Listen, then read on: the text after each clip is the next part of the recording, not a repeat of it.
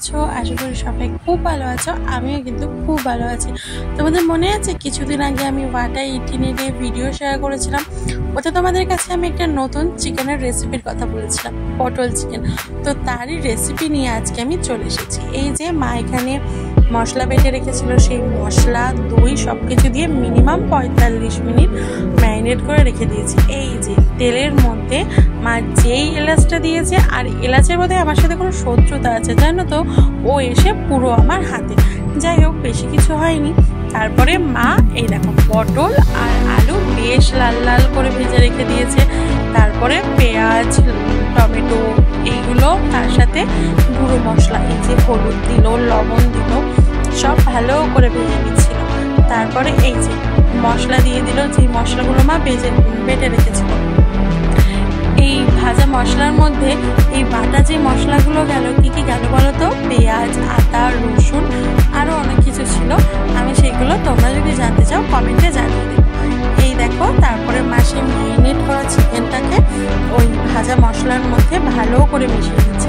আর মশলাটা কিন্তু ততক্ষণ পর্যন্ত ভাজতে হবে যতক্ষণ না মশলাটার গা থেকে তেল না বেরোচ্ছে, ঠিক আছে? এই দেখো মা খুব সুন্দর করে ভালোভাবে ভেজে নিচ্ছিল মশলাটাকে, মাংসের সাথে মিশিয়ে মানে কষিয়ে নিচ্ছিল আর কি।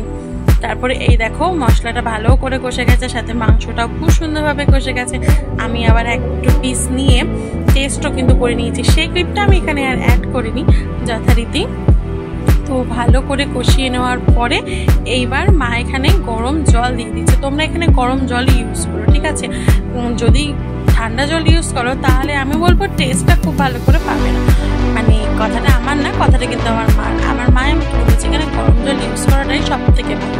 মারও এটা শেখায় একটা রেসিপি, কিন্তু মা শিখে যে এত সুন্দরভাবে রান্না করতে পারবে সেটা আমি ভাবিনি। কারণ পটলের সাথে চিকেন এই ব্যাপারটা যখনই আমি শুনেছিলাম, তোমরা জানো আমার তো একটুও ইচ্ছা করছিল না খেতে। আমি তো মাকে বলেইছিলাম তোমরা করো, আমি খাবো না। মা বলছে ঠিক আছে, তো যদি ভালো না লাগে তখন নাই তোকে অন্য কিছু করে দেবো, একটু টেস্ট তো কর। তখন আমি বললাম আচ্ছা ঠিক আছে। এই যে পটল আর আলু দেওয়ার পরে ভালো করে মা মাংসটাকে ফুটিয়ে নিচ্ছিল, যাতে এই পটলের মধ্যেও মাংসের ঝোল সব কিছু ভালোভাবে ঢুকে যায়, মানে ফ্লেভারটা যেন অ্যাড হয়। তারপরে এই যে বাটা মশলা দিয়ে দিল। আমাদের গুঁড়ো মশলা খুব কমই ব্যবহার করা হয়, আর মা বললে এই রান্নাতে বাটা মশলা দিলে টেস্টটা বেশি ভালো লাগবে। তো যথারীতি খেয়ে কিন্তু আমার দারুণ লেগেছে। সত্যি রেসিপিটা যে এতটা টেস্ট হবে আমি তো ভাবতেই পারিনি। তো আজকের রেসিপিটা কেমন লাগলো জানিও, আর আমার মিনি ব্লগগুলো তোমাদের কেমন লাগছে সেটাও আমাকে জানাতে ভুলো না। তো চলো আজকের মতন টাটা, সবাই ভালো থেকে সুস্থ থেকো, টাটা।